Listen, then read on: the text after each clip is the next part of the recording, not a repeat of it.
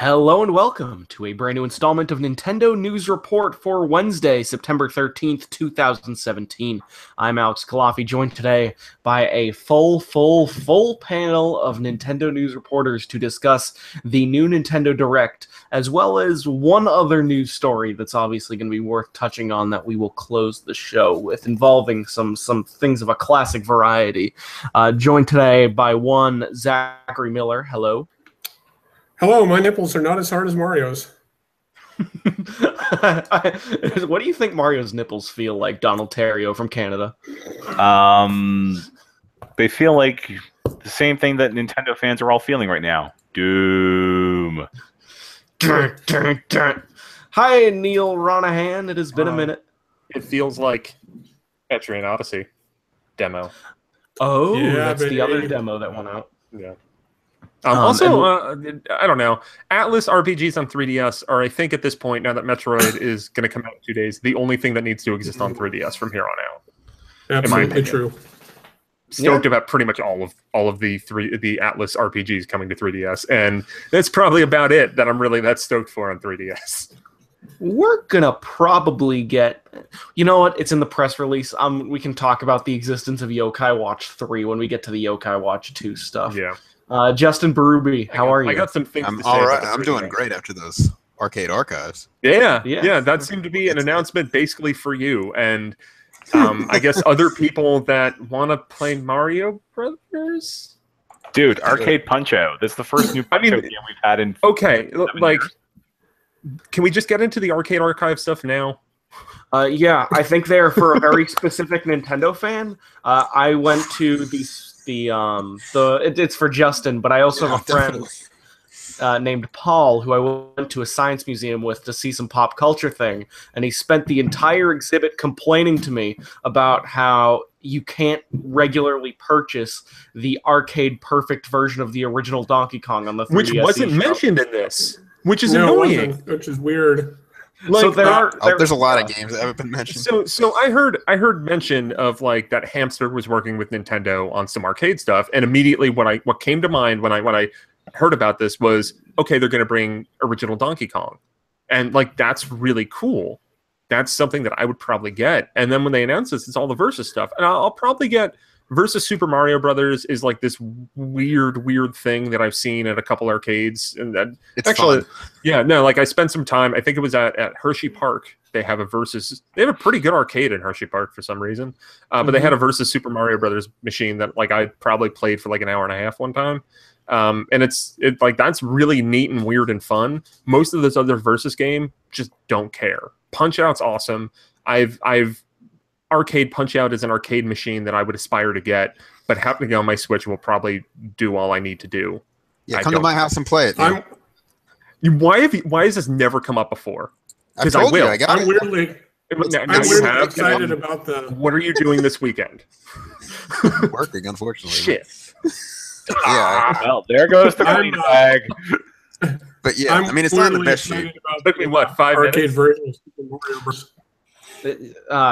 Weird version. Yeah, so we should at least, if we're going to talk about that as our first news story, we should at least talk about the news portion. Arcade Archives Mario Bros, which launches September 27th. There's also going to be Versus Super Mario Bros, Balloon Fight, Ice Climber, Pinball, Clue Land, and presumably more. A partnership between Hamster and Nintendo. Looks pretty cool.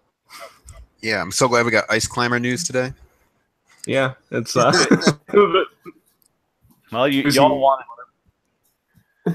wanted a virtual console on Switch. Well, there you go. I'm happy with this because for years I've been whining to everybody, like, why can't I get the arcade versions of these games? Because they are different. They play a bit differently.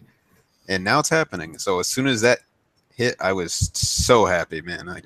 I'm pumped for each Remember one. Remember when they put like 2 arcade games on the Wii Virtual Console? Yeah, that was the biggest tease. I'm like, all right, they're going to put the Nintendo stuff here, and they never did. Mm-hmm. Nintendo is kind of like a genie who gives you what you ask for, but not what you want. Monkey's Paw? Yeah. Like, you guys want a virtual console? Here's some old arcade games that you may or may not be interested in. Thanks, Nintendo. $1 million? Yeah. Yeah. I want a turkey sandwich on rye bread with lettuce and mustard, and I don't want any zombie turkeys. I don't want a turkey. Yeah. That was one of the biggest new things that came out of the Nintendo Direct. That's probably the most surprising thing about this Direct in general is No. Okay, let's focus on just the Switch stuff. What was there, like 3 new games? Yeah. Like, I mean, the Arcade Archives, then Doom and Wolfenstein 2, and what else new was there? Snipper Clips Plus. That Kirby is got a cool. title. Yeah, Kirby, but we knew about that already. Yeah. Yeah. LA Dragon Noire. Quest Builders. I mean, Noire that was an that's interesting new. one. But that's I also coming wonder- out in spring. I don't know. We'll get to it. I wonder if Nintendo and Rockstar or Nintendo and Take-Two started talking, and then there was some Take-Two policy or Rockstar policy that required them to reveal LA Noire on their own channels before Nintendo got to reveal it on theirs. I mean, probably. Like, it was just an interesting thing. I was like, why wouldn't you just wait for the Nintendo Direct? It's probably going to get... But then also it's a PS4, Xbox One, and that gives all of them attention. I mean, you look at a lot of the third-party... Like a lot of the games that were mentioned outside of Doom and Wolfenstein, they were all recently announced or previously announced. And the weird thing about most of them is, like, okay, like we had a little sports sizzle reel with like games coming out. Mm-hmm. Yeah. We lost your audio, Neil. Neil, you got muted. Hello. Oh, Now you're better. we missed your last statement. With the third-party games, we didn't really get any new information from basically any of them. Like LA Noire was just like, here's the announcement from last week. All the sports games. Well, we got like the sizzle reel for stuff and that's coming out soon. Nothing new. And even with NBA 2K18, there's amiibo support, but they didn't even. I thought they were going to mention that at least. What that does, that game's out in 2 days.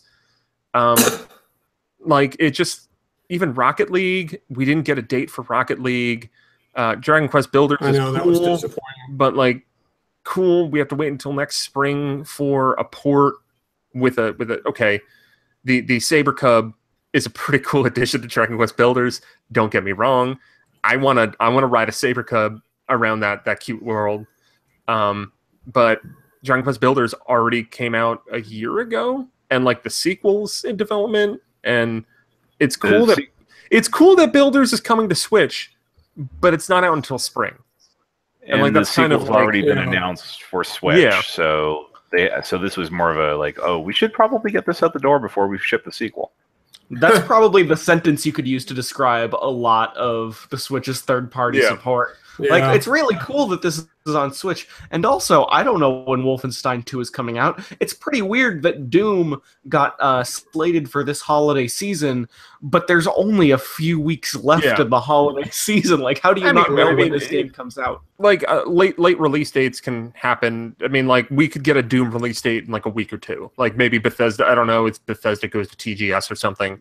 Like, maybe that's going to be something now that, like, Nintendo and Bethesda teamed up on the reveal, but then maybe Bethesda's going to take it home and reveal a release date. Like, it could be something like that. We've kind of seen that happen with a lot of these third-party deals with Nintendo. Like, for example, with Octopath Traveler, or is it still working? Project Octopath Traveler, working title. Yeah. That's I think going to get more blown out at TGS. Like, They there were already reports on Octopath Traveler being at TGS before this Direct. So it could be stuff like that where Bethesda is going to give us a release date for Doom as part of the marketing plan in 2 weeks. And there's a 45-minute segment at TGS and Square's booth for Octopath. So we're going to be seeing plenty of that game. Although they'll probably just play the demo. I mean, that's just... A lot of the third-party stuff is encouraging. Like, Bethesda being... I mean, granted, everything's coming late, but, like, the fact that they're somehow getting Doom to fit on a Switch, that's incredible. Yeah. I'll bet they're fitting it by dumping the useless multiplayer that nobody wanted. Wait, are you?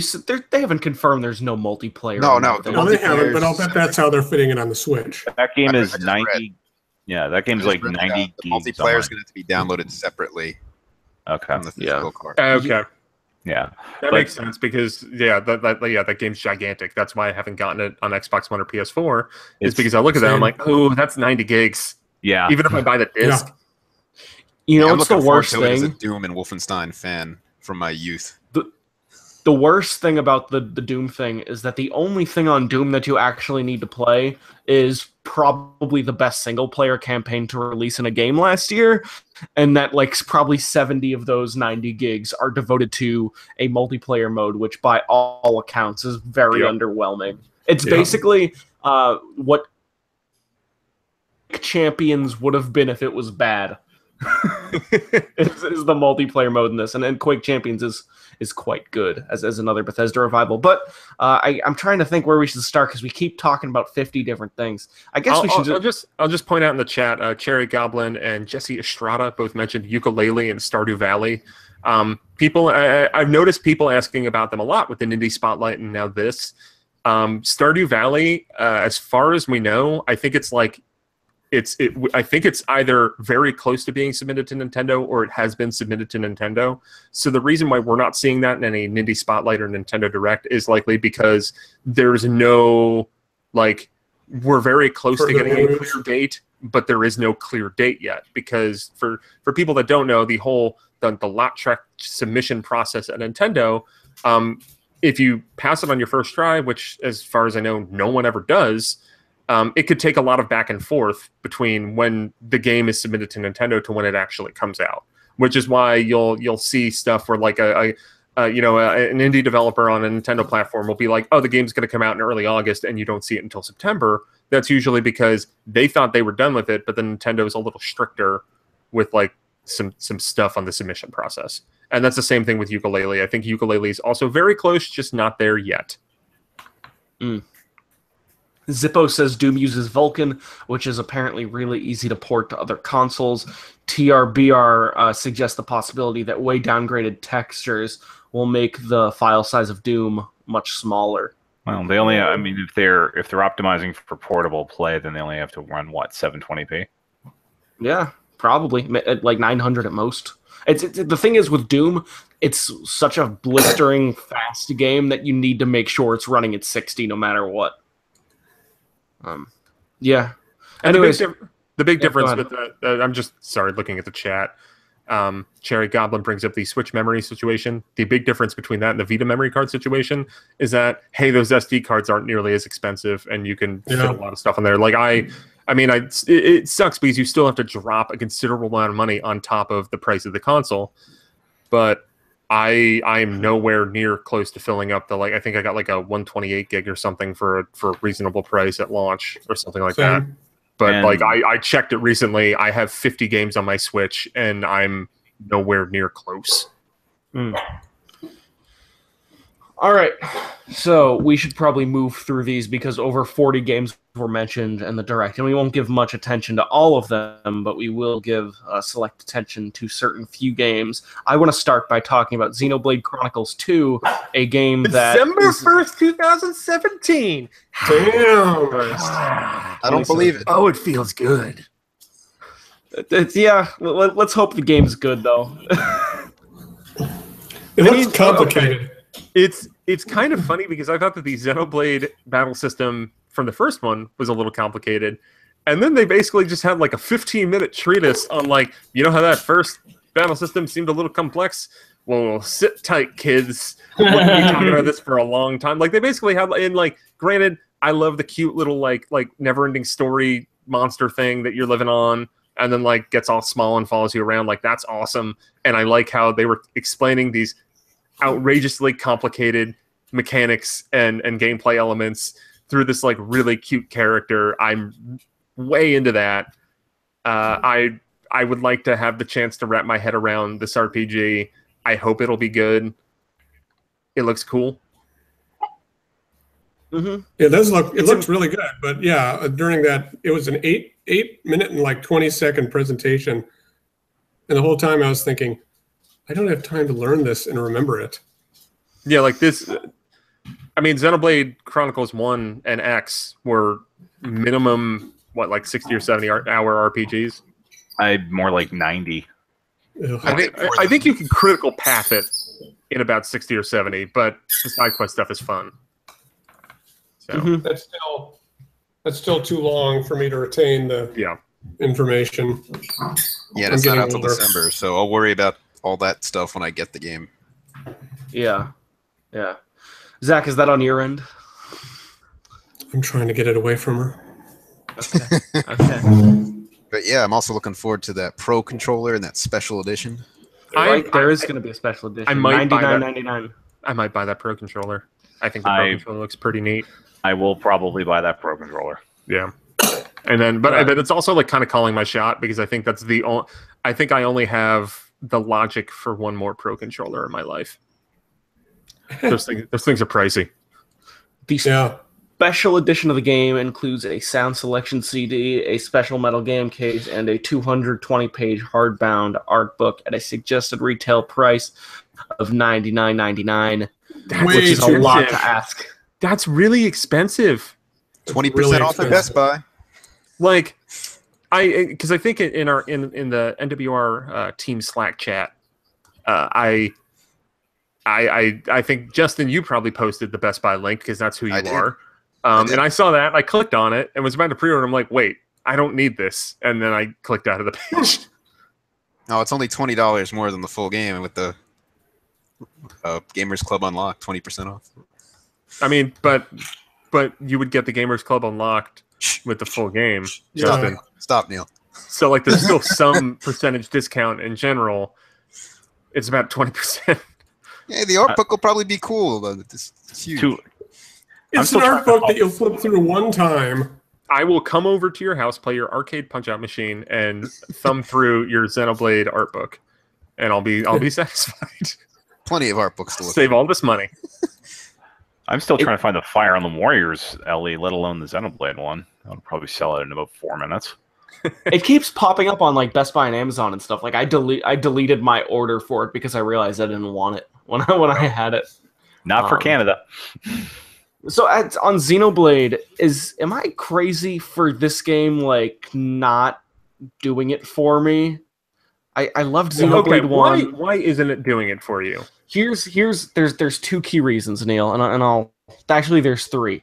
One, so hot on Xenoblade Chronicles X, which we've talked about before. Yeah, I wasn't as well. I agreed. Xenoblade Chronicles X has like this awesome 5 to 10 hour intro where you're like, this world's amazing, and then you get deeper into the world, and like there's too many systems, and it takes way too long to kind of like. I got to the point where I got the mech, and like that was awesome, but I didn't really want to play past that. Like because I just felt at that point, I'm like, okay, I guess the game's over for me now. I don't want to play this anymore. Yeah. Right, and a lot of people loved it, like Donald, so to each their own. The second reason is that the actual art of the character designs and the world designs, it kind of looks like a knockoff of the original Xenoblade more than the actual Xenoblade. It's like a cell-shaded Xenoblade. It's Chibi Blade.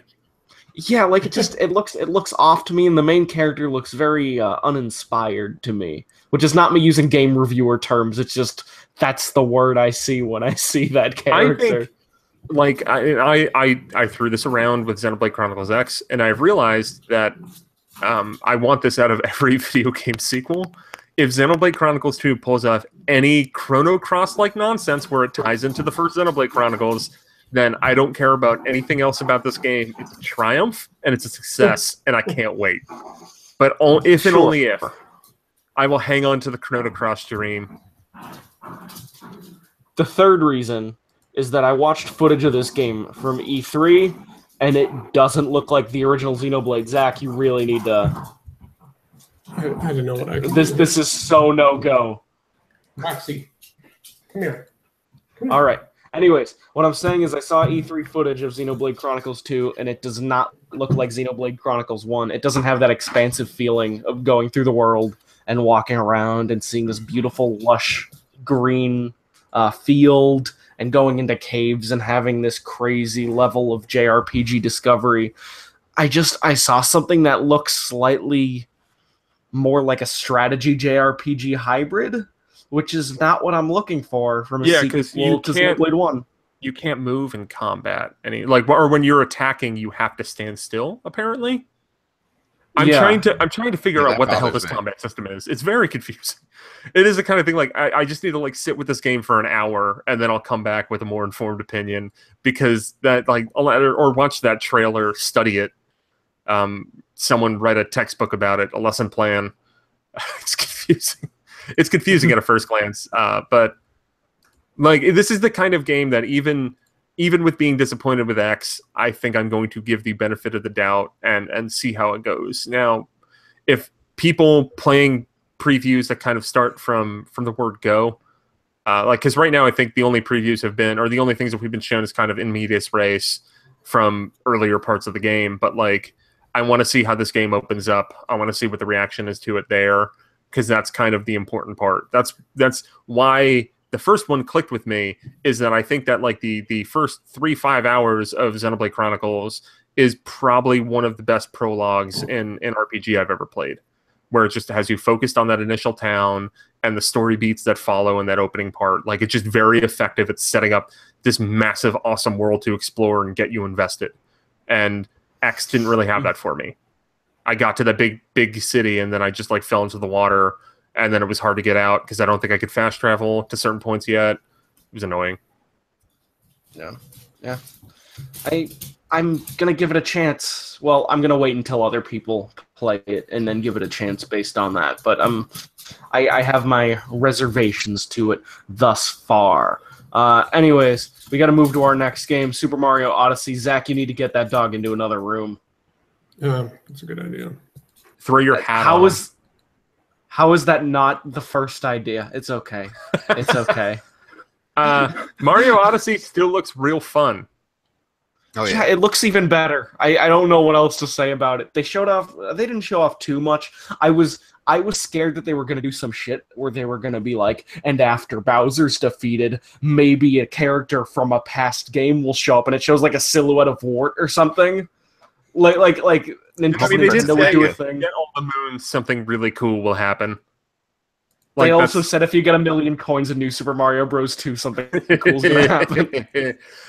All I really want to know about this game is, where does Donkey Kong fit into it? There is a Donkey Kong level in that trailer. Like New Donk City's there. They got all these Donkey Kong references. We got Pauline. Where the Kong's at? What if Donkey Kong is the main antagonist? How cool would that be? Yeah, like you get halfway through the game, you beat Bowser, and you're like, what now? And then Donkey Kong just stomps on New Donk City. Kid Icarus Uprising style. There's like 16 more worlds. Yep. Now, this game is looking great, and I can't wait to sit down with the final copy, because I think in that video it showed there were like at least 53 moons to collect in a single world, which is insane. That's the most exciting part of that whole presentation, I thought. Outside of the part where there's the fireworks going off at the Donkey Kong level. That might have been the other coolest part. It looks good. Yeah. I kind of was trying to get stuff done, but honestly, I'm sold enough on this game. I don't really need to see anymore. Yeah.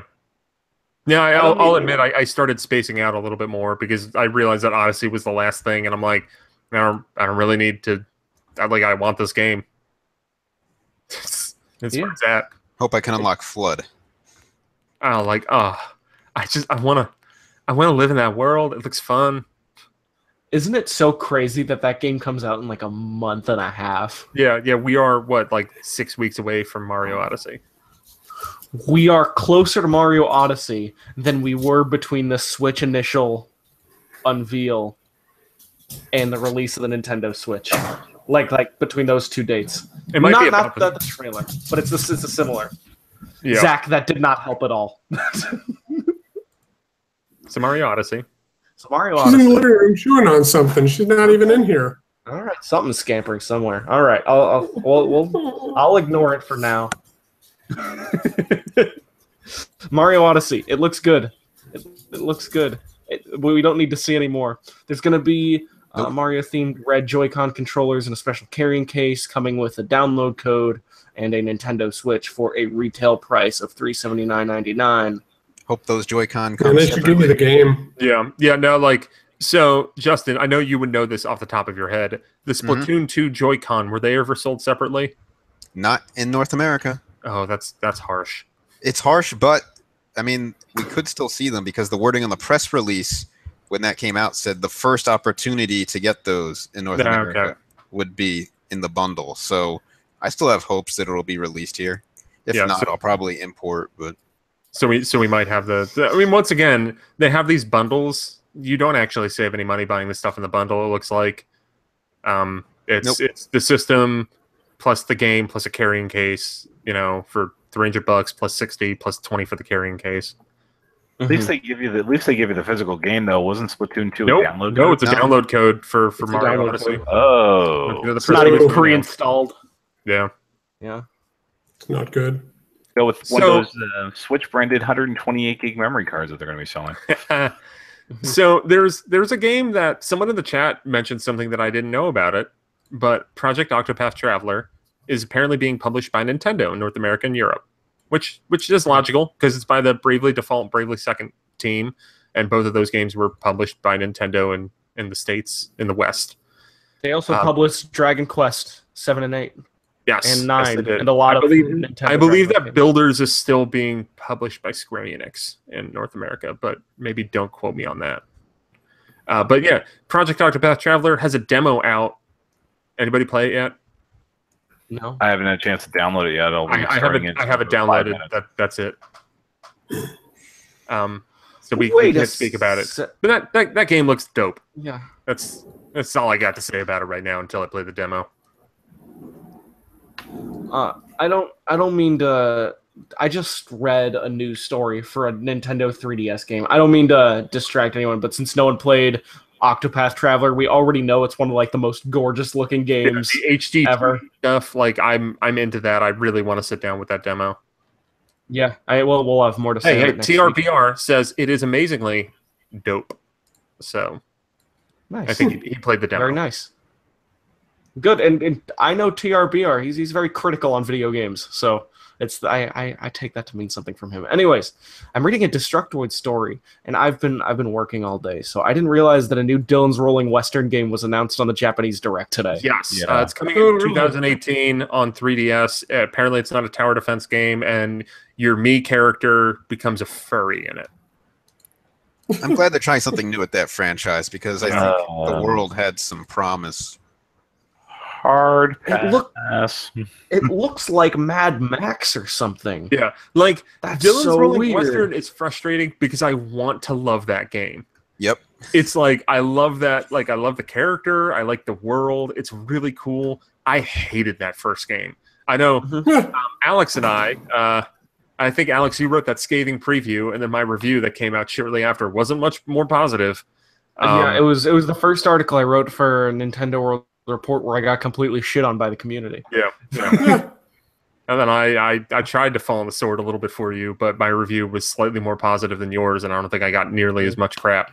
But I really want to like Dylan's Rolling Western, so maybe this third one. It's not mentioned for North America and Europe yet, but it's not coming out until 2018 in 3DS. So, I mean, going with how they've done with 3DS eShop games, I think we will see that eventually in the West. Just maybe it'll be later on in 2018. It could even be a Shadow Drop E3 game potentially. I don't know. Yeah, probably not confirmed yet, but I would feel pretty confident to expect that Dylan's Rolling Western game to come out in North America and Europe next year. Very nice. Just wanted to drop that in a little bit. TRBR says something that's also surprising to me. Playing it right now, 2 hours in. And I assume the demo would be 10 minutes long. I didn't think it would be. I think you can. So there's 8 different characters in it, and I think you might be able to play as at the minimum several, maybe even all 8 characters through the demo. And it does seem like it's because they mentioned in the Direct the whole thing about we're gonna have a survey for feedback. It kind of looks like how they had the Final Fantasy 15 demos. It seems like they might be doing it like that. Like maybe we'll see an update to the Octopath Traveler demo in a couple months because the game's not due out. It's due out worldwide simultaneous sometime in 2018. So we could be a ways out from seeing this game. But if I got this demo to play, and maybe they'll update it, maybe they won't. But I'm very, very excited. I will likely be diving into this even before I touch that Etrian Odyssey 5 demo. Very nice. Very nice. Yeah, I'm excited to see how the Octopath looks on. You can play handheld. 2 characters in the demo. Not. This team is though used to doing very long demos. I recall putting a lot of time into the one for Bravely Second. Yeah, and I know the Bravely Default and Bravely Second demos. I think were, or at least the Bravely Second demo was like a side story prologue to the game, I believe. So maybe I don't know. I'll probably write something up about the demo in like a day or two. So stay tuned for that. Very nice. Doom and Wolfenstein 2, both coming out. Bethesda's bringing Doom out this holiday, and Wolfenstein in 2018. Doom is my most happy announcement from this direct. Same. I haven't bought it yet, so I'm very happy I waited. Two things on this that I feel need to be pointed out. One, Wolfenstein 2 comes out in about a month. When is this coming out in 2018? I don't know. Wolfenstein 2 does look awesome, but how cheap is Wolfenstein 2 going to be on literally every other platform? So I'm going to look up to see how cheap you can get Doom for right now. $20. Okay. It had a permanent price drop to $20, but that's also a year and a half old at this point. Yeah, but like that, and like that's the thing is that unless as someone who predominantly plays on the Switch, from everything I've heard about Doom, like I'll probably get this game when it comes out. But if you have the option to get it elsewhere, like I mean, it's this tough decision with a lot of these games where if you have one of the other systems, unless you really want to play a portable or you're dumb like me, where I do have a PS4 and an Xbox One and will probably still buy this on Switch. Why? It's just hard because I guess it kind of depends on how you look at it. If it's people who only own Nintendo systems, then this is incredible. But if you're someone who has access to other platforms, it's a hard sell. Sure. I do kind of like that Wolfenstein is coming to Switch because Wolfenstein on the other platforms is coming out the same day as Mario Odyssey, so I can safely put that game aside until it comes out on Switch with a clear conscience. Yeah. I looked up the CD keys price of Wolfenstein 2 on PC right now, and it's $37. You can get a pre-release key for $37. I will point out, RZA said, "I'll pay $59.99 for Doom. Money is no object," and I respect that. Doom is worth $40, I think. Because here's the problem. It would be cool if it comes out on Switch. Maybe it won't be full price. I hope it's going to be. It's not going to be like 30 or whatever though, just because of the no, it'll be 40. Yeah, because it's going to probably have to be on a big card, even if they compress it to high hell. Doom, like the DLC for Doom, like the season pass is free right now for all. Like they made it free for everyone, which means that the content is already relatively devalued. Totally see this. $40. So I could go get the season pass on PS4 right now, even though I don't have the game yet. No, it's just I think you can get it, or it's just automatically unlocked in the content. I don't know what it is because it's on the reason why it's 90 gigs is because it downloads all the DLC too. Right. Oh, I see. Cherry Goblin is pointing out that you could say the same thing about Skyrim. I think we might have already, but even like Skyrim has that new Zelda content added. That's worth like $25. I kept on waiting. Like when they showed it off, I was like, "Is there going to be some other amiibo thing?" Oh no, it's just the champions shirt. They should probably just stick fire on the amiibo in that game and be done with it. Yeah, like I mean, I get it. Like I think that the appeal of Skyrim on the go, like just the nature of that game, I think holds up better to re-releases, as evidenced by the fact that like it has been successfully re-released, I think, several times at this point. Yeah. And I think that's a little bit like Doom is a story-based game.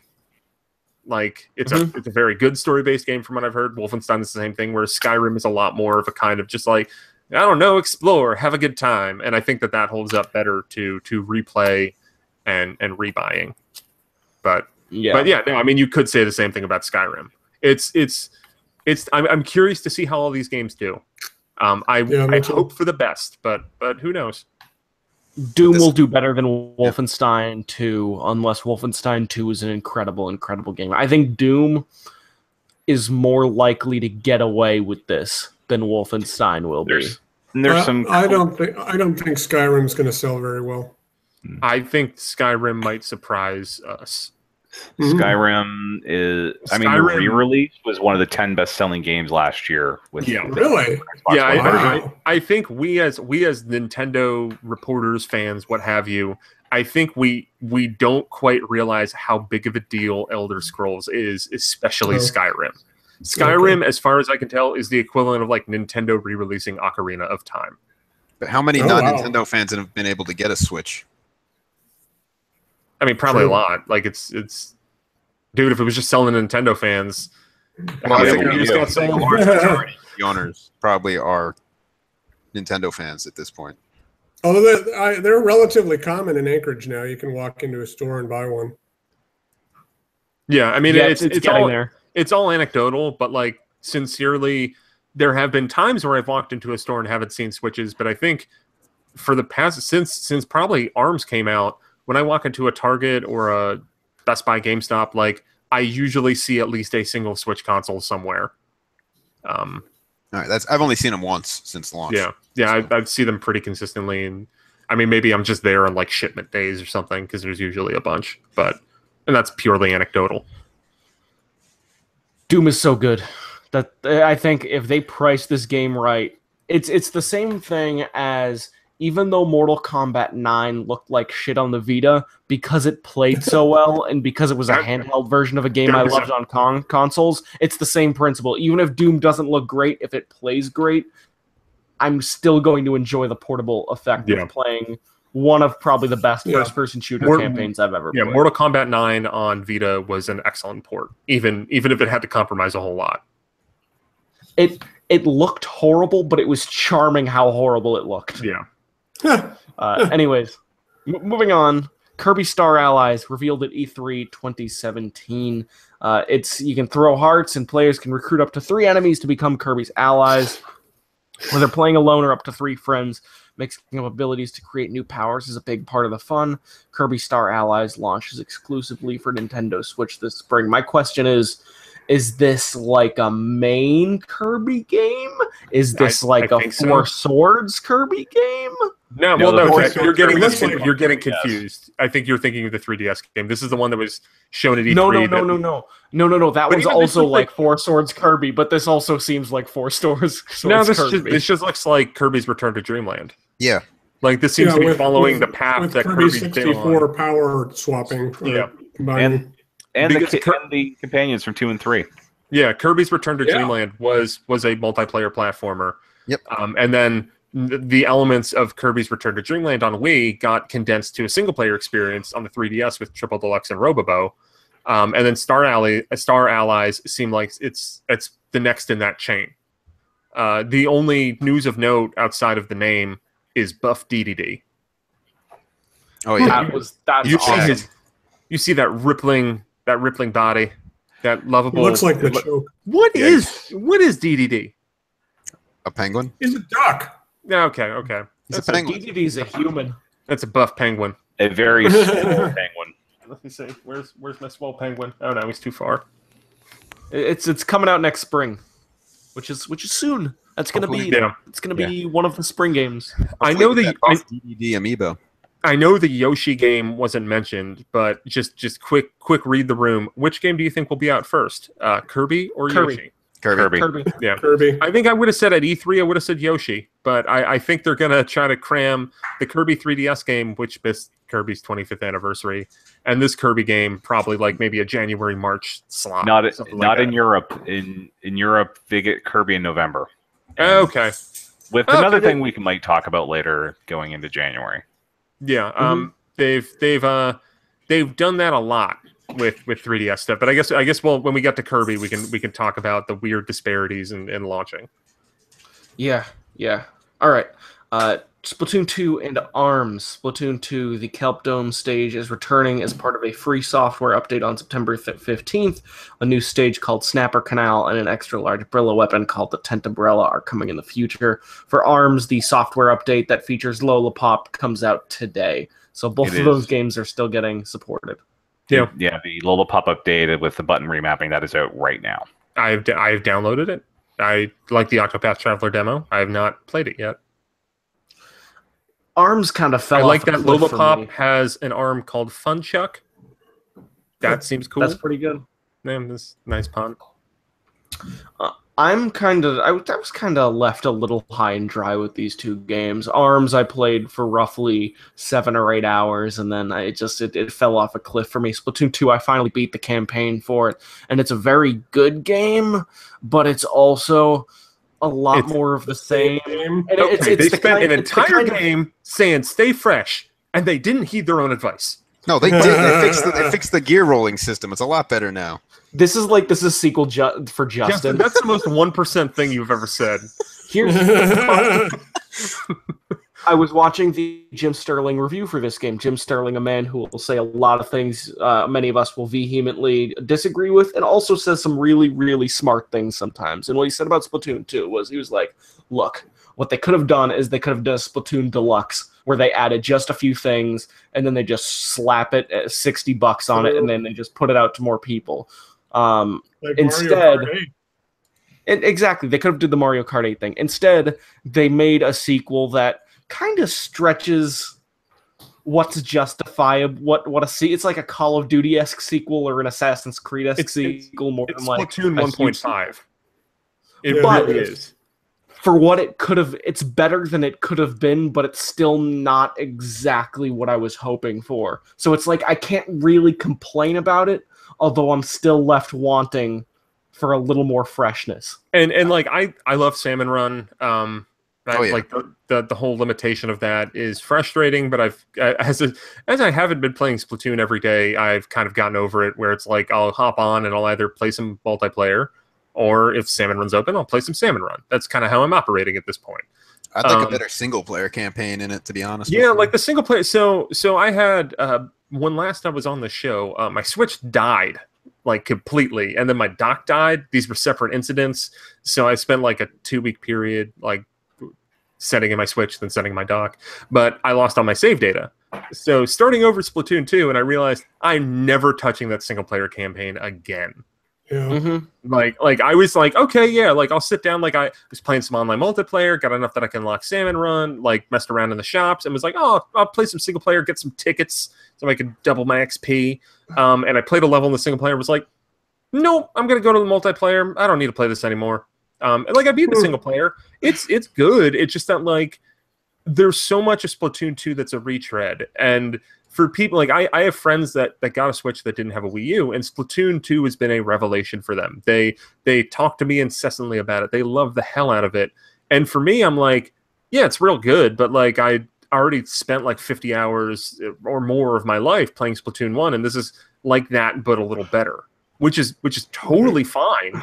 And I'm gonna play it. Like I liked Kelp Dome. It's better than the stupid the truck thing. I forget the name of it.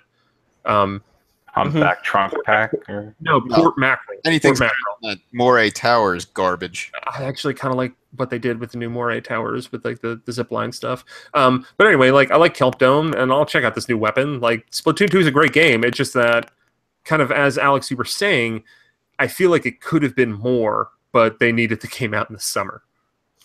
But it's still impressive enough for this early in the Switch's launch cycle, and it's pretty fun to play Splatoon on a handheld. That I'm not complaining. It's just I know how good you are, Splatoon, and I know how fresh you are. And they added voice chat. Figures it out. Yeah, I hope. Oh yeah, the voice chat. The voice chat app sucks about 30% less now. Yeah, that's a big news story. They probably should have covered in the direct, but they didn't have time. Anyways, Fire Emblem Warriors Lyn is in there. One last thing on Splatoon.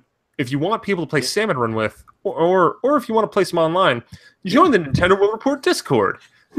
That's how I've actually teamed up with a lot of people to play Salmon Run there. It's awesome. We have had many great wars for Grizzco and their mysterious grizzly bear leader. So yeah, join the Nintendo World Report Discord. It's a good time. Very nice. We talk about stuff, play games.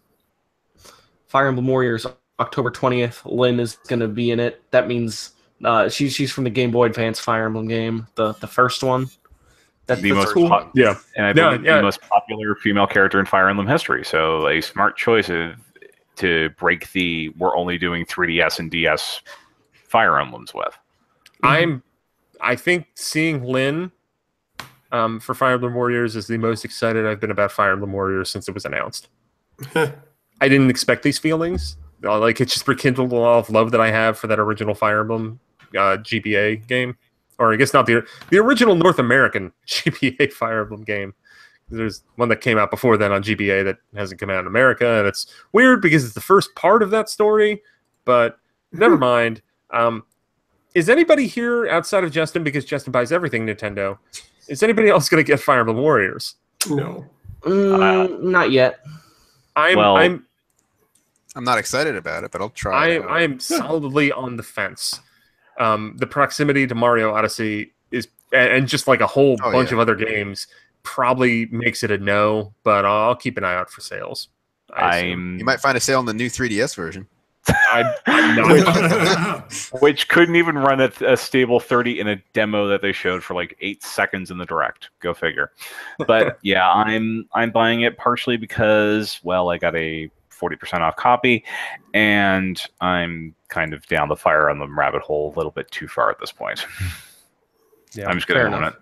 Fair enough. And also, like the last act of Echoes is rough. I was loving that game up until that point. I beat the first act of Fire Emblem Echoes. I think it's pretty good. I'm not clicking with the dungeons at all. I think the dialogue and the story, either my standards for storytelling have gotten too high, or it's just lesser in this game. Echoes hasn't clicked with me 3 or 4 hours in. I think Echoes peaks in Act 2 and 3. And I think Act 4 and 5 and what comes after that is all rough. Got it. Donald, you were saying? No, I'm just I think with Echoes, you're looking at it basically a remake of an NES game, and they probably should have done a bit more to touch that game up than what they did. Sure. Snipper Clips Plus, cut it out together, $29.99 on November 10th. It's a retail game, but it's also DLC for the original game that's going to cost $9.99. Expanded version of the original game includes more than 30 new stages, challenges, new features. Players who already own the original digital version already said that. It's more Snipper Clips. It's going to have like a toy box world and like a cartoony world. It's going to be cool. Yeah. It's coming to retail. That's cool. Yeah. I'd say that this game is magical. Yeah. Yeah. I think that's a quote you stole. Yeah, I might have written that in a review. No, I love Snipper Clips. And I feel like 8 months is a pretty good break after playing a lot of Snipper Clips in a short period and really enjoying it. I'll totally revisit this world, and I think it's very smart that it's coming to retail. I was waiting for the right opportunity to pick up the game, and I think November 10th sounds like a good time to do it. Yeah, especially when, kind of having Snipper Clips there, and granted, a lot of people might have downloaded it already, but I think people buying it around the holidays, it's another game to add to your cart. And if you look at Nintendo so they're going to have Fire Emblem Warriors October 20th, Mario October 27th, Snipper Clips November 10th, Skyrim November 17th, as we'll talk a little bit more about in a little bit, and then Xenoblade December 1st. That's a pretty good month and a half of time. Maybe Smash Bros. No. Just in the dream. Well, I don't know, man. We'll see what happens at the Nintendo World Championship. That's where I think it could happen. But it's not. After that, the dream is dead. It's not going to be this fall, man. It's going to be the end of the fiscal year, if anything. Yeah. But we'll see. I think we will get something potentially Smash Brothers teasing at Nintendo World Championship, or just game teasing in general. But it ain't going to be something that comes out this year. Mm-hmm. Yeah. Fair. Dragon Quest Builders coming next spring. Was that already known, or was that a new announcement? We knew about the sequel coming to Switch, not about the sequel coming to North America, but that the sequel was coming to Switch and PS4. Dragon Quest Builders being ported to Switch is news. Why is it not coming out until spring? Because nothing comes out on time on the Switch. I don't know. It's supposed to be a good game. A lot of people like it. Apparently, it starts really strong. It starts strong and goes down. Because so Dragon Quest Builders is a Minecraft-like game set in the world of Dragon Quest, and like you open up that game and it's incredible. And then you get to the end of like the first part, and they're like, "Okay, you have to leave your town and start again." That was moment one when I was like, "Uh-oh," like maybe this. And then I got through that again, and then they made me do it again, and it's like it just sucks because you keep on building up these really cool areas, and then the story dictates that you have to leave them. And like I just want to keep building on that initial world. I hope that in the sequel they kind of remedy that to a degree. But like the aesthetic and the feel and the music in that game, immaculate, like so wonderful. Especially if you like yourself some Dragon Quest lore and musical stylings, it's good. Speaking of good yet flawed games, LA Noire coming November 14th, which is not new for this direct, but it is new since the last episode of the show. Rockstar is bringing LA Noire to the other consoles as well as the Switch on November 14th, including all of its downloadable content, which is just more cases, new collectibles, detective suits with special abilities, a Joy-Con mode with gyroscopic gesture-based controls, and a new wide and over-the-shoulder camera angles. Plus, the hard-boiled game will include the intuitive touchscreen controls for portable detective work. It is a Rockstar game, I'm going to have two slightly contradictory things to say.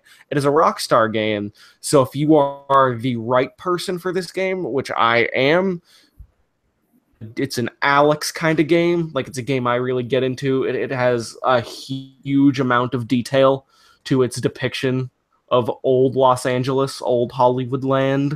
It has some really creative, ingenious adventure-like gameplay. And I think it's a very strong open world game. However, if you're the wrong person for a Rockstar game, or if you're the wrong person for this kind of Rockstar game because it's a lot more slower and methodic and it's not very GTA-like, there's a wide swath of people who already hate this game and will hate this game when it comes to Nintendo Switch. Right, but here. if you're the right person for this game, you will love it, and I really, really, really, really, really can't wait for a Rockstar open world on a handheld that's like a modern Rockstar open world. I know Team Bondi made it, but it's a Rockstar open world. I'm excited for this, believe it or not. I hope it's not too expensive. Maybe they'll fix the facial animation so that you can actually tell what people are thinking. I mean, from what I've heard about LA Noire, and I don't think it's a super... I mean, it's cool that Rockstar is coming back to Switch. This just seems like maybe the least inspiring port that we could get, maybe. Yeah. I've heard that LA Noire is like you said, Alex, it's a good but flawed game. It might be for the right price. I want to point out, I just happened to glance at my email. Runbow is coming to Switch this winter. Oh, that's new. Yeah. Rainy Frog is showcasing some games at TGS, and it's part of the press release. Huh. I'd buy that again on Switch. Yeah, I would too. You heard about that leak that confirmed that Gunvolt was in Runbow, which he was 2 years ago. None of the Nindy stuff for the Direct was new, right? They were just reiterating stuff that was coming soon. There was no new information. It was either the exact release dates or vague stuff that was in the Nindy Spotlight. Got it. NBA 2K18, September 15th, Nintendo eShop, as stores October 17th. I think I'm gonna buy that game. Good. Yeah. Good. I'm gonna buy it, but digital or physically. So I'll take the month delay because that'll get it closer to when the actual NBA season starts and we have rosters and all that. I might not buy it on day one, but I think I'm gonna buy that game. FIFA 18, September 29th. JP Corbin approves. Yeah, theoretically. I mean, he's going to be on the review for FIFA. So, for any inquiring minds, JP Corbin is our sports game aficionado, our soccer aficionado, especially. Specifically that. But he plays a whole ton of EA Sports games. I think he actually reviewed a FIFA game for Game Trailers before they went away. So, JP's got a street cred with the FIFA. So I look forward. I will be completely honest. I will wait until JP's review to see if I buy FIFA on the Switch. If he approves of it, then I know it's worth getting. WWE 2K18 coming soon. Where that comes out October 17th everywhere else. What is the hold up on Switch? Right. Lost Sphere, January 23rd on Switch. Sonic Forces.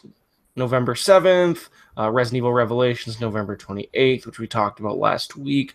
Flip Wars is getting a new update. Nintendo's first early access game. Is that actually a thing? Like, did that come out? I totally missed it. It came out in August to no avail.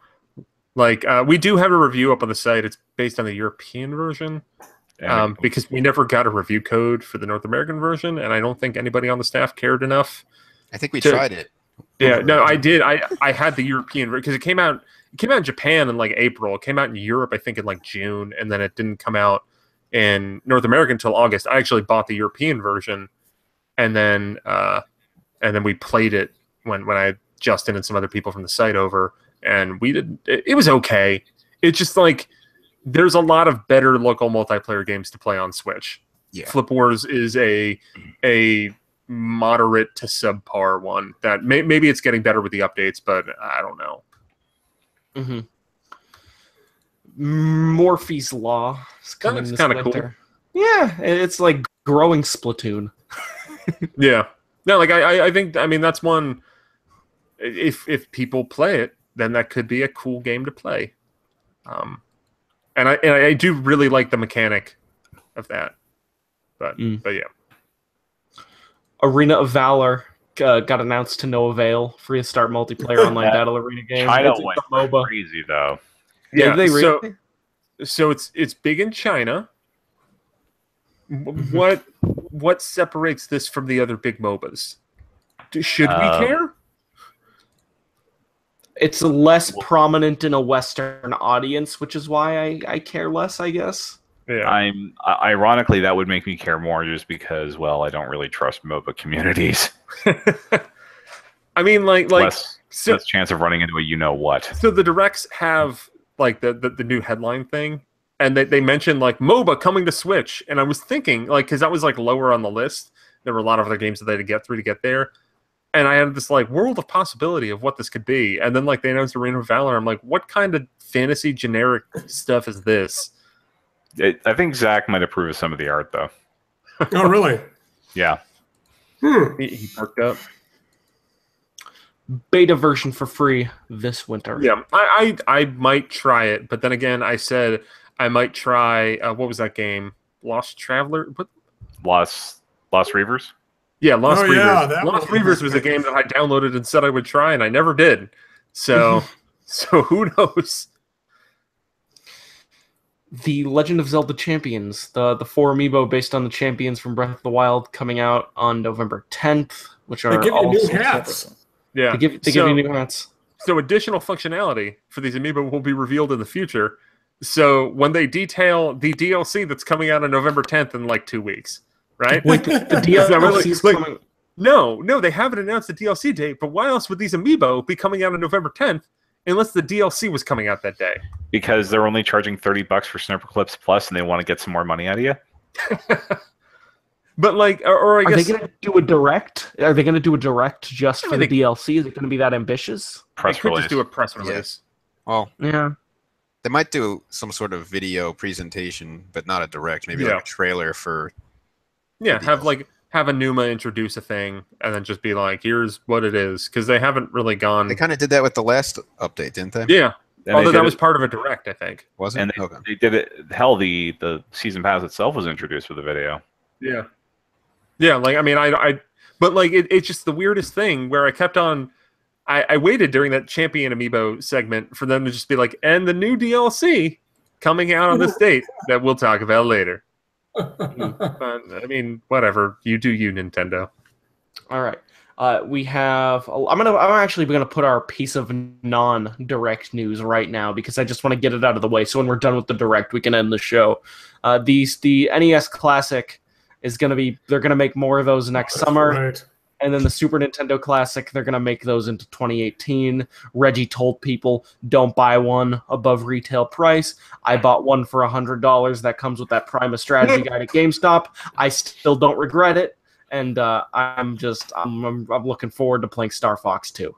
Yeah. Here's the thing, Reggie, people won't have to pay more than $80 if you make enough. And they are. I mean, because the thing is, when they set the expectations, or when they set the printing up for the NES Classic initially, they were looking at the comparables being all those crap Genesises that flood the market every year in the Atari flashback. So like 10, 20,000 maybe if you're lucky.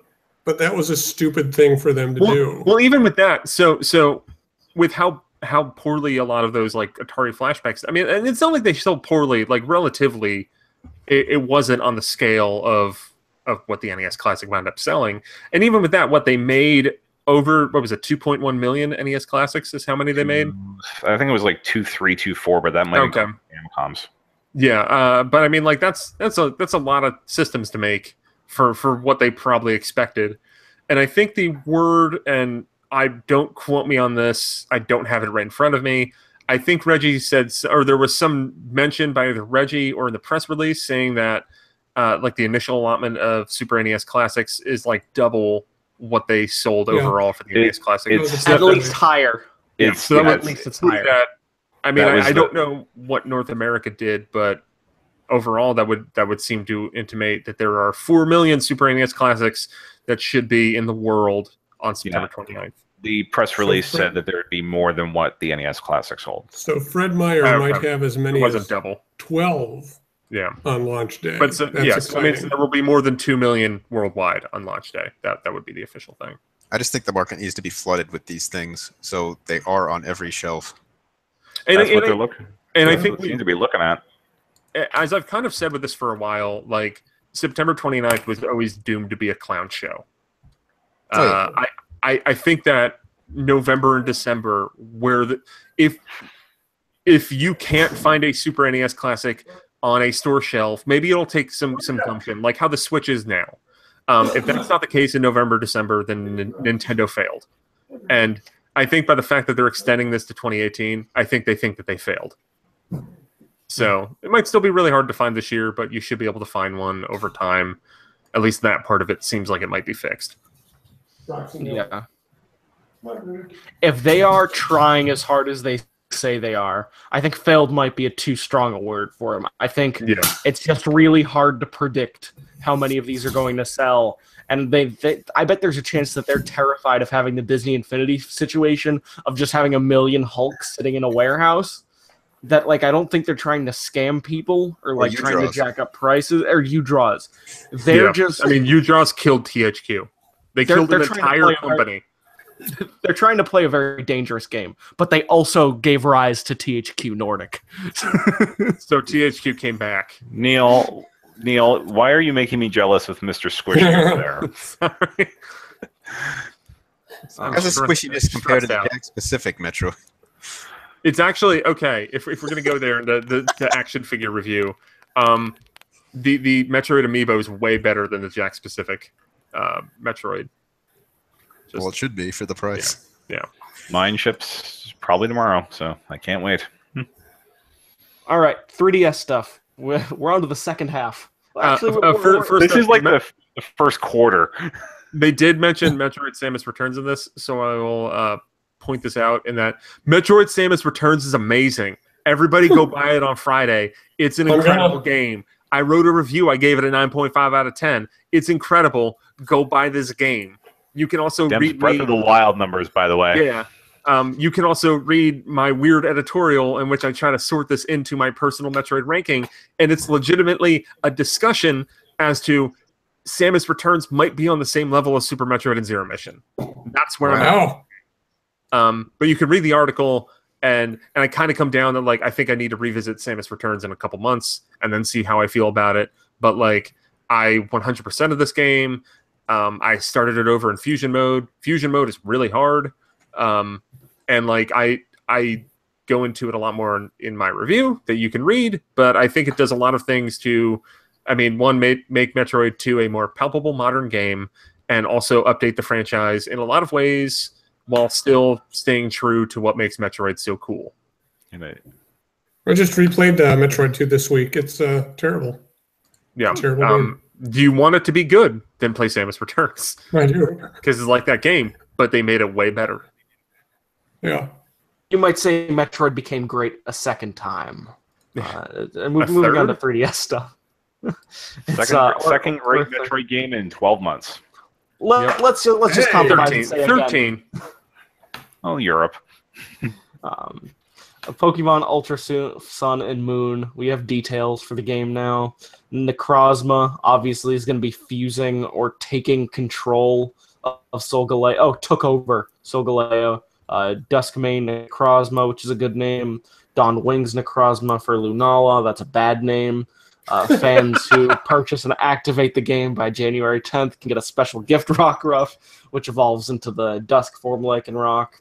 New world. There's going to be new locations for Pokemon Ultra Sun and Ultra Moon.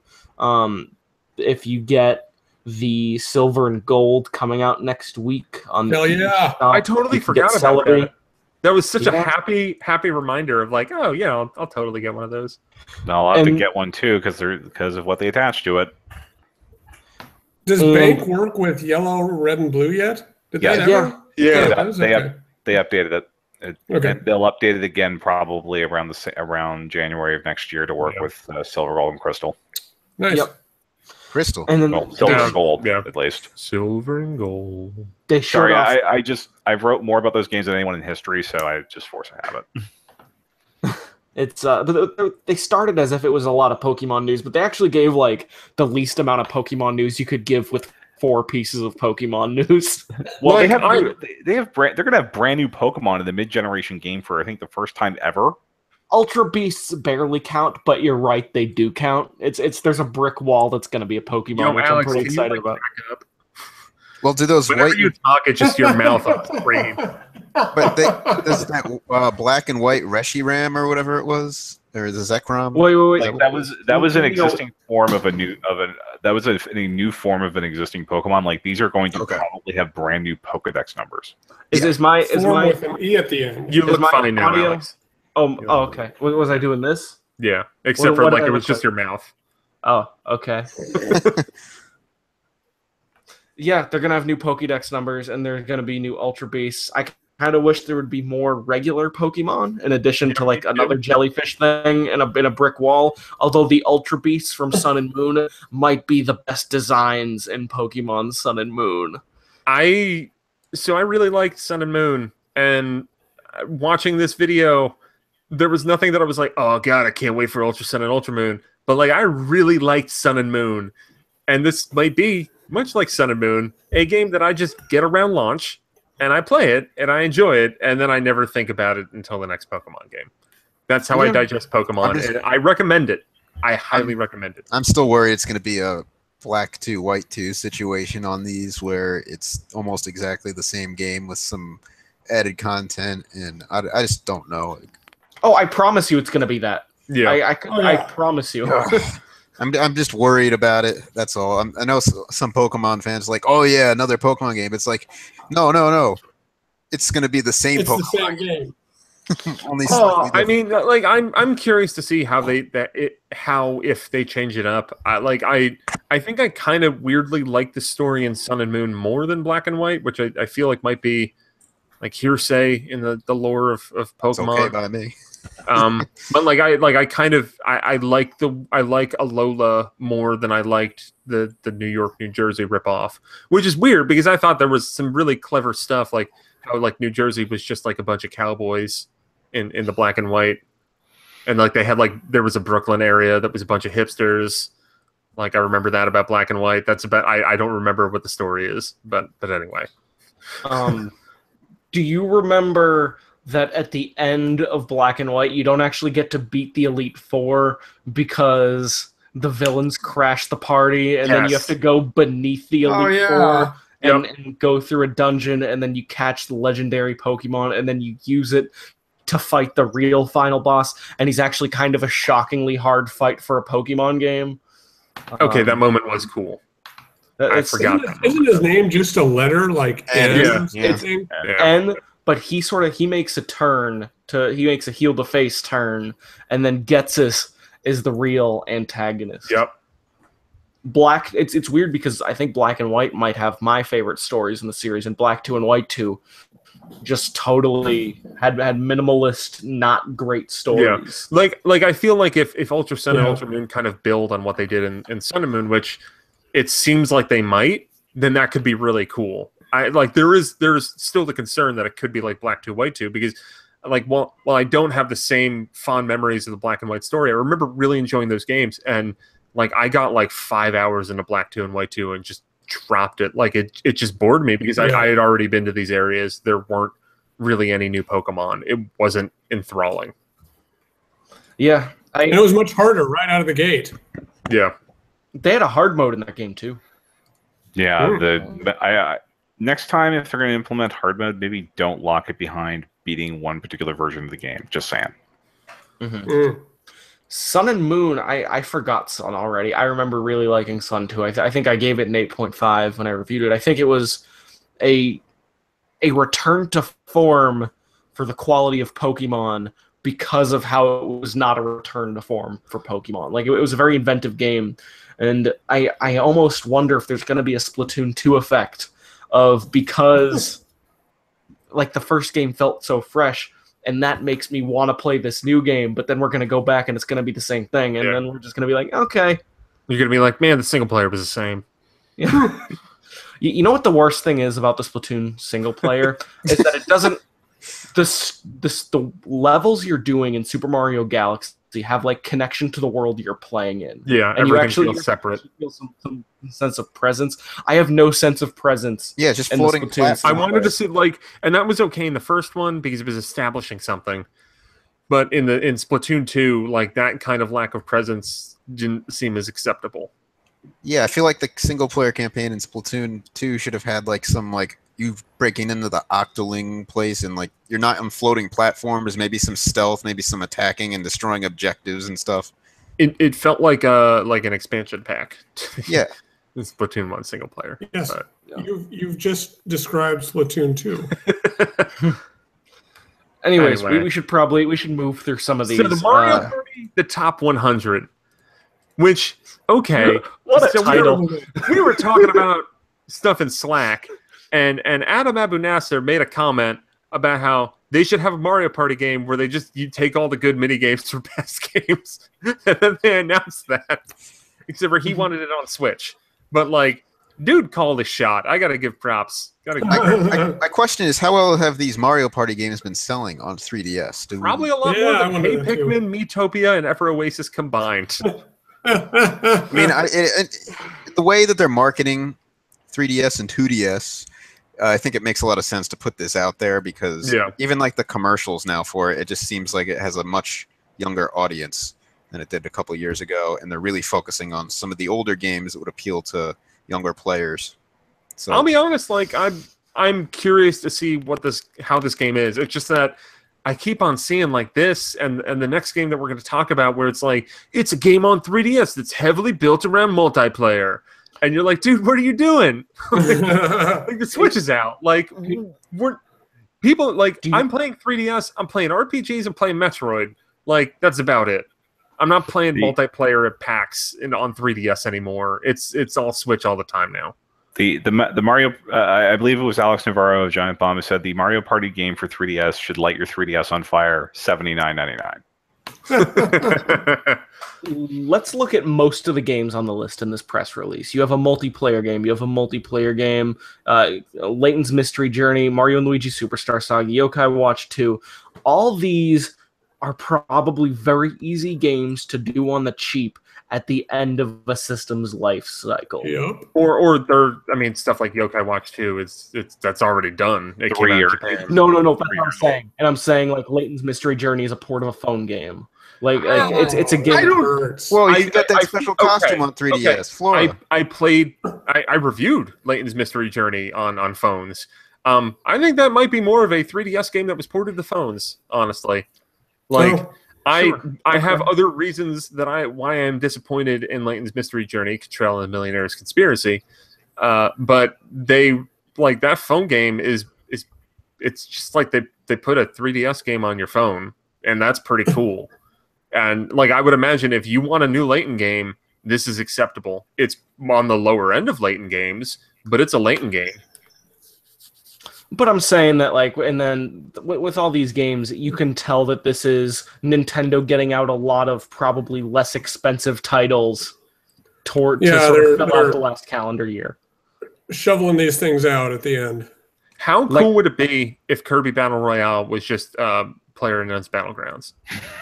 100 Kirby abilities. I heard the name of that, and like, just how beautiful would that be? It's just a 3DS game. There's 100 Kirbys. You all drop down to the Dreamlands. You all warp star down. Winner, Maxim tomato dinner. You're finding different, like you find different abilities in the ground. Like somebody pulls out the map. It would be like the city mode in Kirby Air Ride. Oh, God. They make this Genre platformer/survival. All right. Okay, now I got the F-Zero that game. GTA game, the Star Tropics Breath of the Wild game, and now I got Kirby PUBG. Those are my wish fulfillment games. Like, dude, all they need to do is just take Kirby Air Ride, have that city mode, and just basically put 100 people in it. It's gonna go great with my Moba. That would be my game of the year. I will tell you this much: PlayerUnknown's Battleground is not my game of the year. It's a very neat game, but you put Kirby in that, I'm all about it. Layton's Well, okay, we didn't actually talk about. It is going to be single and multiplayer modes. It's launching January 19th. It looks like a Kirby game they're making on the cheap. It looks like Four Swords, but Kirby. I heard like some people thought like, oh, this is what Sakurai's doing before he goes to do Smash Brothers for Switch. Like, hell no. Sakurai hasn't touched a Kirby game since Air Ride because he got bored of it. I don't think he's going to touch the next Smash Bros. Game either. No. Well, speaking of Smash Brothers, I'm on the Kirby website here trying to vote for my favorite power, and I don't see the Smash power listed. So I do enjoy Hammer. that. The answer's Hammer. Nintendo has repeatedly missed anniversaries. Like, Oh, yeah. they did the whole big thing for Zelda's 30th. Breath of the Wild got delayed to 2017. They did the whole big thing for Kirby's 25th. Kirby Battle Royale and Kirby Star Allies are both coming out in 2018. Well, remember, this is the one where it's coming out. Like, Europe is getting the Kirby game first. Yeah. But it's, they couldn't nail it worldwide. Like, I don't know. But I did mention that I would talk about that more. I've noticed that. I mean, there's always these weird disparities that I think we're going to see do away with on Switch, mainly because of the fact that region free and everything. But like Nintendo and NOA and NOE have often done this, especially with 3DS games, where like, was it Bravely Default? I think came out. Bravely Default and Bravely Second, I think both came out earlier in Europe and then later in North America. I think Mario & Luigi Paper Jam came out in like December in Europe and then didn't come out until January in North America. And Kirby Battle Royale looks like it's kind of following the same path. And I'm pretty sure, I think Mario Party, the top 100, is coming out in early 2018 in European territories. Yep. And I hate to interrupt, but I got to go, guys. All right. I'm very excited about Etrian Odyssey 5. How long do you think that the 3DS is going to last? Do you mean like in the marketplace or until we all stop playing? When will the 3DS stop being? When will the 3DS stop getting significant time during Nintendo Direct like events? It's how many Breath Yokai of the Wild watches are there? 3 is left. That's a good question, actually. There's something that got announced today that might give it a shot in the arm that I wasn't expecting. Yeah. Yeah, but Zach, if you don't have an answer for this, it was something I was going to bring up near the end of. I'm going to say the middle of next year. Okay. All right. Like E3 we won't barely see a thing. I mean, wasn't that kind of this E3 too? And last E3. I mean, they did reveal. Yeah, they did have Samus Returns. They mentioned Sushi Striker. But they did Samus Returns in like the. I think that's because the spotlight was focused on Switch. Well, that's true. That's true. So arguably, the 3DS wasn't even a focus of that. But I mean, like it was a third of this. Yeah, I don't think the 3DS will factor into their E3 next year. All right. Bye. Toodles. Okay. Layton's Mystery Journey, October 6th. Mario & Luigi Superstar Saga plus Bowser's Minions, also on October 6th. No 3D in that game, which means I will probably never play it. I already did play it on Game Boy Advance. I'm mildly intrigued by the Bowser's Minions mode, but me too. Yeah. So I recall before Paper Jam came out, I was like, this game might be bad. I don't think I want to play it. I really didn't like Dream Team. And then I played Paper Jam, and I kind of liked it. I have a feeling this is going to be a similar thing where I'm going to find a good deal on it, like I did with Paper Jam, and then buy it, and then be like, oh, hey, this game's pretty neat. Mm-hmm. Probably. Because it's the first game. It's the best one, in my opinion, at least. I think Bowser's Inside Story is better, but Superstar Saga is a close second. They're very close. They're both the best ones in the series. And like it's a game that I can't say I'm excited for, but I'll probably play. I want to say it, but there's just so many games coming. I feel like I still want to play Monster Hunter Stories though. Like and maybe that will wind up. I mean, I got Etrian soon too. We'll still be playing Final Fantasy 6 or 3. I guess. Oh yeah, I forgot about those RPGs I want to play on the SNES Classic. Oh god, yeah, it's so exciting. Yeah, I'm gonna play Secret of Mana and try to actually like it this time. Yokai Watch 2 Psychic Specters, September 29th. There's a Yokai Watch update that's coming September 14th that adds Psychic Blasters mode, additional bosses, new yokai. It's actually kind of a big update. Yeah. I didn't really like Yokai Watch 2. It was another of those. You enjoyed the first one because that was the first one you played significantly. The first one I played significantly was the second one. Yeah. Yeah, like I don't think that series will ever mean anything to me again. I think it's worth playing one game, and then once you have that, you've probably had enough, unless they do something to seriously reinvent it. I will note the time travel stuff in 2 was neat. Yeah, it was pretty neat. I remember liking it. I think didn't I review it and give it like an 8 or something? Yeah. I think we both did something with it because I mean that had the 2 copies, and I think we talked about it. Yeah, you were a little more positive than me, but like it's not terrible. It's just that like no, I don't want to play that game anymore. It's another one. It's another one of those. I think they figured out the battle system a little better, but it's also it's totally the first game, but more. I hope they bring out the third one next year, which I think they will, because it'll give them some fall game to put out on the 3DS. Is there a second? And it takes place in the US. There is. I don't know. Yeah, it's okay. Then there's 3DS is going 2 more years. There's a Yokai Watch Busters 2. I think is coming out in Japan. Yeah, those aren't gonna come over here, I don't think. Okay, we have a better chance of getting the Romance of the Three Kingdoms Yokai Watch game than we do the Yokai Watch Busters. Yeah. I'm a new 3DS today. Minecraft. Cool. I think my roommate actually just heard that because that might be the yelling you might have heard from me or from my microphone earlier.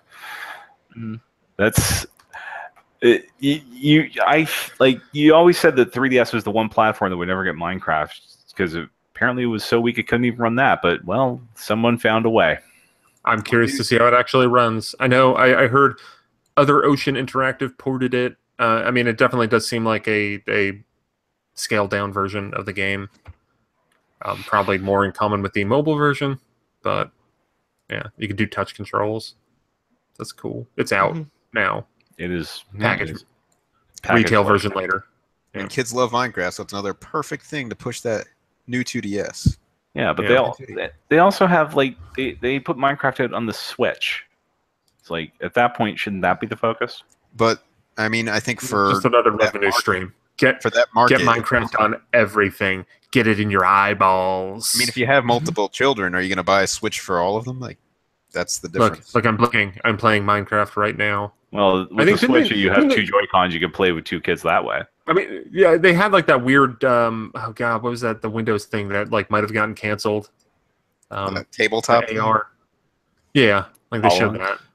Yeah, HoloLens. I mean, Microsoft hasn't put out their HoloLens yet. I think you can still buy the dev console for like $3,000. Yeah, and you can get like a weird like Conquer game on it or something. Oh yeah, like, Young Conquer. Yep, Young Conquer. I mean, basically what I'm saying is the 3DS family of systems is now the budget line, and it's clear they're targeting it toward children. So I think Minecraft fits that. Except for with the next 4 games on the list. I guess maybe the next 5. Well the last also 4 or 5. Yes, The Alliance Alive is coming to America.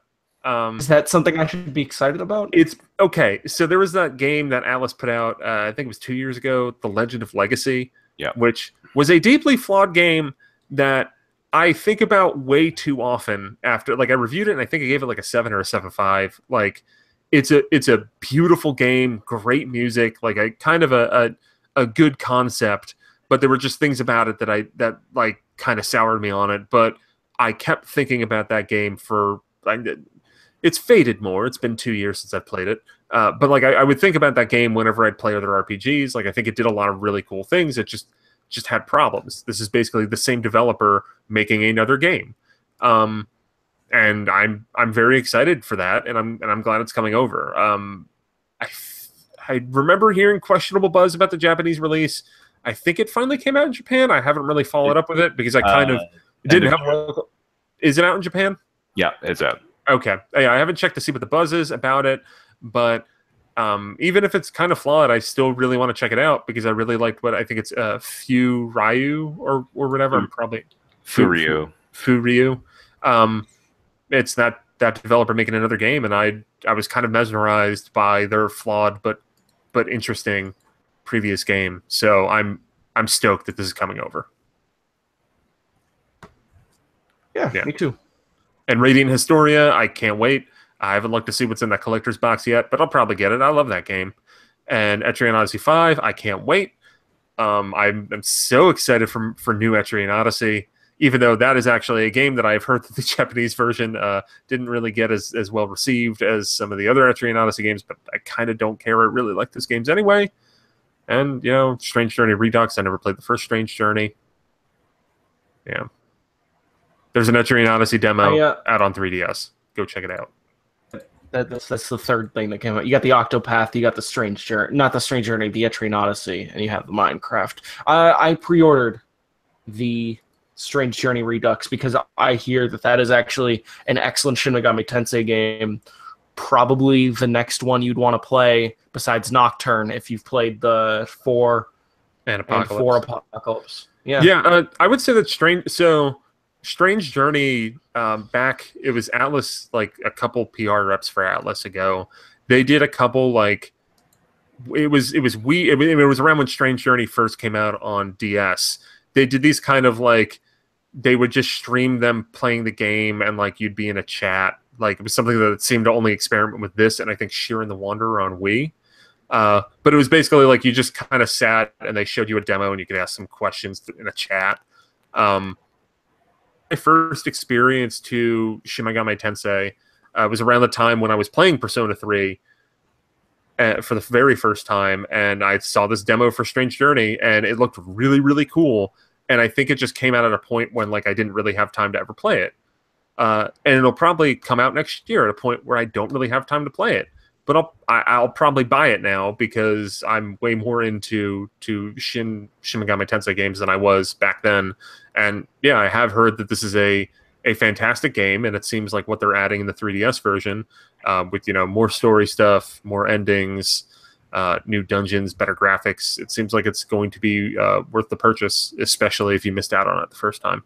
Yeah, it's Atlas is doing good by their people, and they are supporting the 3DS still into 2018. So we're basically done now, right? Yeah, I think so. It's Ace Attorney is November, Fire Emblem Warriors October 20th on new 3DS, whatever. Yeah. I forgot that Apollo Justice is coming. That's awesome news. I did want to bring up, because I've been thinking about this recently, especially in kind of preparation for this Direct. I was honestly kind of shocked that a third of it was 3DS. So right now we are 6 months into the life of the Switch. As it stands, the Switch is a smashing success. It seems like the 3DS in the wake of the Switch is kind of, people who own Switch want games on Switch, not on 3DS. And it seems like 3DS sales in general, we don't have the raw evidence from this, but from anecdotal stuff, from even hearing a Renegade Kid or a Tui, Jules Matsum, his recent 3DS release, Chicken Wiggle, like totally bombed. Tanked. And the other buzz is that like stuff like Ever Oasis, Hey Pikmin, maybe even the 2DS XL didn't do as well as expected. And the Switch is selling very well. Indies left and right keep on saying about how the Switch version is their highest selling version of their game. Why, in some cases, more than the other versions combined. We've seen several of that this week. Yeah. So with all that in mind, what do we expect is going to happen with the 3DS? What do we think should happen with the 3DS? Because I think I was a big proponent, especially when the Switch was coming out, that Nintendo needed to keep supporting the 3DS. It was there's a risk involved with just letting the 3DS go and just banking everything on Switch. But to me, at this point, the Switch is working. I think you got to kind of cut the 3DS loose, maybe sooner than expected. Mm-hmm. Like, where are you guys at with that? Yeah, I think it has another year. I think Nintendo has a risky thing to go with, because I can't recall a time where they only had one system to rely on. So if something goes wrong with their console sales, they wouldn't be having a portable side to hopefully lift things up. But they also didn't have action, or they didn't. I guess Amiibo aren't action figures, except for squishing this Metroid. They didn't have Amiibo figures. They didn't have mobile. They didn't have a potential theme park. They didn't have movie deals. I know, like, Reggie has been saying this for the better part of a decade, that Nintendo is an entertainment company. But I think with the advent of the Switch and possibly the 3DS going away, that they're going to be going in more to that entertainment company. But I also, you tricked me, Justin, because I forgot about my long-held belief that there will be a follow-up to the 3DS. That's kind of what I was going to get to next. Yeah. You almost got me. But I think that there might be a point where, like, the 3DS is basically inactive before this new follow-up is announced or even comes out. So it's kind of like how the Wii U basically went fallow for 6 months before the Switch came out. Except for, like, the 3DS is a success. Like 60 million plus units, like, that's a good system. I think there's 50-50 odds whether Nintendo leans all in on Switch or they go on a second or a successor. What I bet is that Nintendo already knows what they're going to do next. Oh, yeah. I mean, one thing that concerns me a bit is the Pokemon franchise. They're going to Switch. Unless they can bring the price of the Switch down to that $200 mark. I don't know if they're going to want to sell Pokemon exclusively for a console, like the next generation, or whatever ends up being on Switch. It's supposed to be the main line. I feel like they may want to have a more budget device, portable device that can play these new Pokemon games, because I just can't see parents caving in $300 for all their kids to play Pokemon together. Especially, like, I even saw my brother-in-law has two daughters and a son.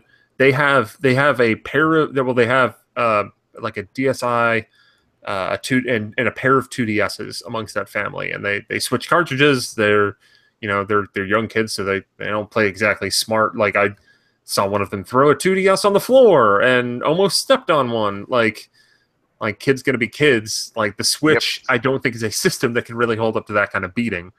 That's why I think that, and what I was saying back when the Switch launched is that I 100% believe that Nintendo had R&D going for a 3DS follow-up, whatever form it's going to take, whether it is tied directly into the ecosystem of the Switch or it is something new that maybe is, a 4DS or whatever you want to call it. That is a follow-up to that system more directly. Like, I don't know. I assume that they're working on it, and I think there's an outside chance that we could hear about that maybe as early as next E3. It could be a lot longer than that. Who knows? But I do expect that by this time next year, it's going to be a very meager holiday season for the 3DS, with nothing but a few, like a Yokai Watch 3, maybe a Pokemon Mystery Dungeon game, and another Mario Party game, and the system's going to be on its way out. Maybe one more Atlas RPG. Well, they announced that anniversary or celebration Etrian Odyssey game a couple weeks ago in Japan. That might be next year's Etrian Odyssey game for the 3DS. Persona Q2. Yeah. Like that could come out next fall. Like, I mean, we're already kind of near that point where it's basically just Nintendo and a few token third parties. I think we are going to be there will be almost literally nothing else. Except for like Atlas, Nintendo, and maybe Capcom will release another port. I don't know. I think we're at the point where like it's coming. None of Nintendo's internal development is on 3DS. It's all on Switch, as far as we can tell, except for maybe I don't know with what ND Cube status is off the top of my head because they're making Mario Party. I mean, yeah. Well, I mean, are they internal? Yeah, that I could have like. I wonder if it's more like technically wouldn't HAL be? I mean, if I think ND Cube might be one of those like partially owned like HAL because HAL's making that Kirby game, right? Yeah, as far as we know. Yeah, but that stuff's all going to be out the door by January, and then from there, like you're going to be like smaller projects that might be able to turn a profit even at the low sales that they would get this late in 3DS's life. That's probably what we're going to see. I think though Minecraft is going to do some surprising things on 3DS, especially now that it's an option, and as we said, it's for the kids. Mm-hmm. So, it's just I think after next year or as soon as the Pokemon game hits on Switch, that's when the 3DS can step down. Yeah. That's what I'm really interested to see, like for the reasons I stated before. Word. I think it's a show after almost 2 hours, at the very least 1.5 hours. Before we close, I do have a poll that I put up a few hours ago. I asked people, how did you like the new Nintendo Direct? And we got 61 replies. I gave 4 options. They could choose either 10 out of 10 fantastic, really good, decent, or no good. 8% of people thought the new Nintendo Direct was fantastic. 64% thought it was really good, 26% thought it was decent, and 2%, which is probably about one person, thought it was no good. But mostly pretty positive on the Direct. I thought it was okay. Yeah, no, I thought it was totally fine. Like nothing too like mind. Oh, okay. The Doom coming this holiday was kind of crazy, and the arcade stuff's cool. Like nothing super mind blowing, but just a good solid Direct. I wish there were more firm release dates for stuff like Rocket League, for stuff like Doom, but I guess we'll probably see that soon enough. Yep.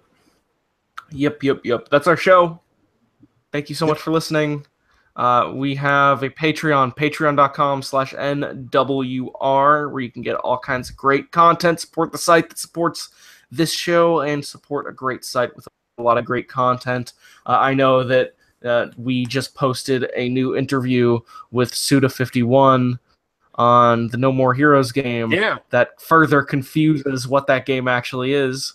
I don't think you're going to have any actual No More Heroes fighting in that. I think it's just those retro games. Or it's going to be very limited. Yeah. Like, it looks like it's going to be Retro Game Challenge, but No More Heroes. Yeah, which, like, I'm into. It's just, that's weird. It's a weird thing. Yeah. Yep. You can also get Neil's Samus Returns content. He really, really likes that game. Really good game. You can find all sorts of other great content. You can go to NintendoWorldReport.com. You can go follow us on Twitter. We have @KingNintendoFan for Justin Berube. Yep. We have Neil @Enron10. We have Zach @ZMiller1902, ZMILLER1902. Donald Mick, DONALDMICK on Twitter. You can also listen to his other podcast, Nintendo Free Radio, @NFR Podcast on Twitter. I am @CULAFIA. That's our show. Have a wonderful night. Goodbye. Later. Bye.